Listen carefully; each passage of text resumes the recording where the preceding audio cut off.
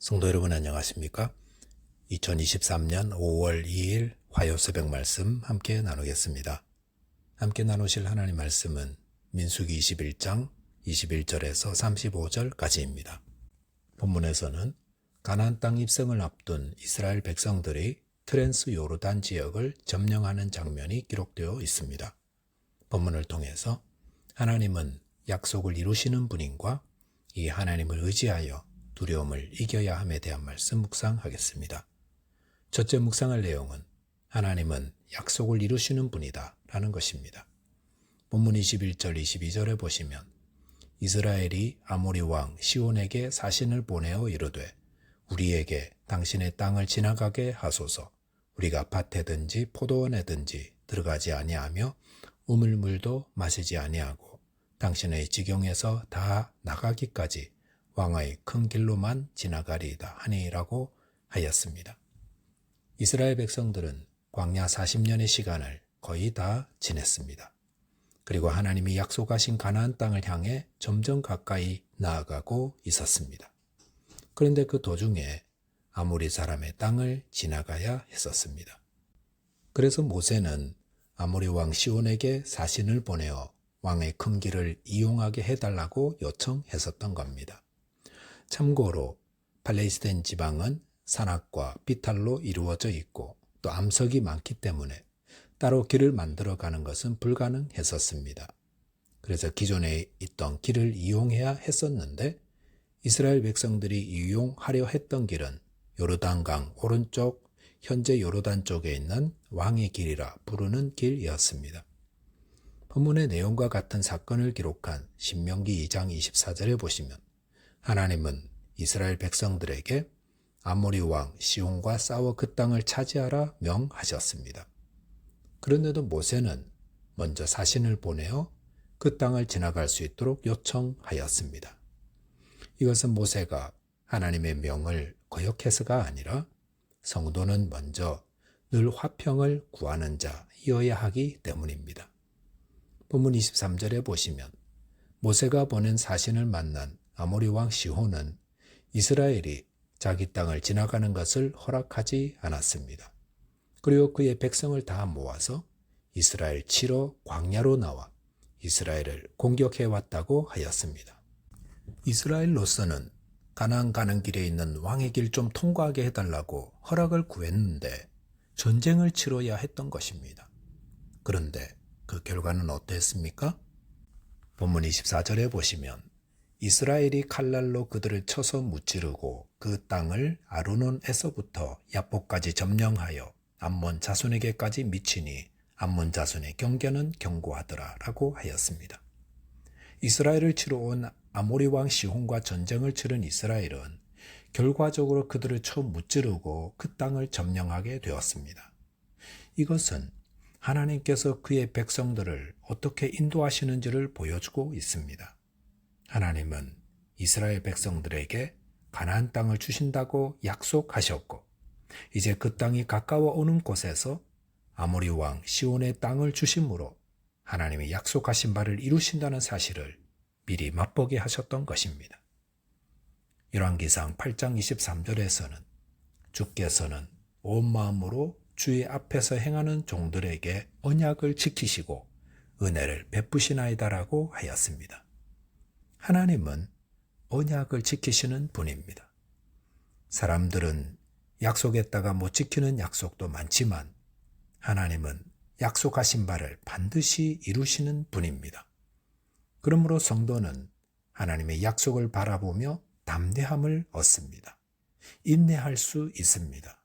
언젠가 가장 좋은 것으로 채우실 것을 소망하며 기뻐하는 것입니다. 저와 여러분께서 하나님의 약속을 믿고 기다리심으로 가장 좋은 것으로 채우시는 하나님의 은혜를 누리게 되시기를 바라겠습니다. 둘째로 묵상할 내용은 하나님을 의지하여 두려움을 이긴다라는 것입니다.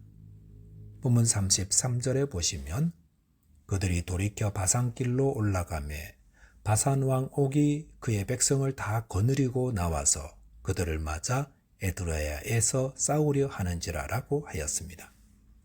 아모리 왕 시온을 격파하고 바산길, 즉 북으로 진행하던 이스라엘은 또 다른 대적을 만나게 되었습니다. 본문에 보시면 바산 왕 옥이 그의 백성을 다 거느리고 나와서 싸우려 했다고 했습니다. 그런데 본문 34절에 보시면 여호와께서 모세에게 이르시되 그를 두려워하지 말라. 내가 그와 그의 백성과 그의 땅을 내 손에 넘겼나니 너는 헤스본에 거주하던 아모리인의 왕 시온에게 행한 것 같이 그에게도 행할지니라 라고 하였습니다. 바산 왕 옥이 싸우려 했을 때에 하나님은 모세에게 그를 두려워하지 말라라고 하셨습니다. 하나님은 그 전에 이스라엘이 아모리 왕 시온과 싸울 때는 두려워하지 말라 이런 말씀을 하지 않으셨습니다. 그런데 바산 왕 옥과 싸우려 할 때는 두려워하지 말라 하셨습니다. 그것은 시온 왕에 비해 바산 왕 옥은 모세에게 훨씬 위협적이고 거대하게 보였기 때문이라 할 수 있습니다.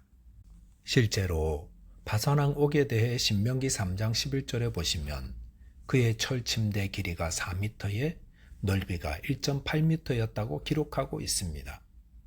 아마도 이 바산 왕 옥은 당시 가나안 땅에 거주하던 거인족인 아낙 자손이었다 할 수 있습니다. 그러니까 모세가 바산 왕 옥과 그 군대 사람들의 외모를 보고 주눅이 들었고 두려움이 들었다는 것입니다. 그리고 하나님이 그 두려움을 아셨기 때문에 모세에게 두려워하지 말라 하시고 바산 왕 옥과 그의 백성과 그의 땅을 모세와 이스라엘 손에 넘겼으므로 담대하게 나아가 싸워 이겨라 하신 것입니다. 구약 성경에는 전쟁 이야기가 자주 나옵니다. 그런데 이를 통해서 말씀하시는 바는 무엇입니까? 역대하 20장 15절에 보시면 전쟁은 너희에게 속한 것이 아니요 하나님께 속한 것이니라. 이것을 말씀하는 겁니다. 전쟁은 군사력을 보고 이길지 어떨지를 미리 가늠합니다. 오늘날도 각국이 자국의 군사력을 드러내는 것은 우리 이 정도니까 감히 전쟁하려고 하지 마라 이런 메시지 아니겠습니까? 그리고 다른 나라의 군사력이 커지면 거기에 두려움을 느끼고 함께 군비를 증강하는 일들이 반복되는 것입니다. 다윗이 상대하였던 골리앗의 키가 6규빗 한 뼘이라고 하였습니다. 한 규빗이 대략 45cm니까 골리앗의 키는 약 270cm입니다. 아마도 바산 왕 옥도 그 정도 크기가 아니었나 생각합니다. 그래서 보통 침대는 이런 사람들이 누우면 다 부서지니까 4m의 길이의 철침대가 있었다 할 수 있습니다. 그런데 골리앗을 상대한 다윗이 뭐라 하였습니까? 사무엘상 17장 45절에 보시면 너는 칼과 창과 단창으로 내게 나아오거니와 나는 만군의 여호와의 이름 곧 네가 모욕하는 이스라엘 군대의 하나님의 이름으로 내게 나아가노라 라고 하였습니다. 사람들은 자신이 가진 칼이나 창이나 조건을 보고 자신감을 얻습니다. 그 말은 그런 조건들이 작아지면 두려워한다는 겁니다. 하지만 성도는 누구를 의지합니까? 하나님을 의지합니다. 내게는 하나님이 계시니 하나님의 이름으로 모든 두려움을 이긴다. 이것이 성도의 모습입니다. 이사야 41장 10절에서는 두려워하지 말라. 내가 너와 함께 함이라. 놀라지 말라. 나는 내 하나님이 됨이라. 내가 너를 굳세게 하리라. 참으로 너를 도와주리라. 참으로 나의 의로운 오른손으로 너를 붙들리라 하셨습니다. 이 말씀은 포로된 이스라엘 백성들에게 하나님이 함께 하시니 두려워하지 말라고 격려하시는 소망의 말씀입니다.